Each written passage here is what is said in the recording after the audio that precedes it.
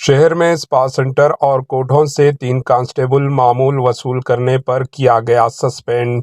रियासत तेलंगाना के दारुल हुकूमत शहर हैदराबाद के इलाके मधुरा नगर पीएस लिमिट्स के 3 कांस्टेबल स्पा सेंटर और कोठों से महीना मामूल के मुताबिक वसूली किया करते थे। 3 कांस्टेबल को हैदराबाद पुलिस कमिश्नर ने सस्पेंड कर दिया। हैदराबाद के पुलिस कमिश्नर कोटा श्रीनिवास रेड्डी ने मधुरा नगर पीएस के 3 कांस्टेबलों को उस वक्त सस्पेंड कर दिया। ये कांस्टेबल स्पा सेंटर्स और कोठों से महीना मामूल वसूल किया करते थे।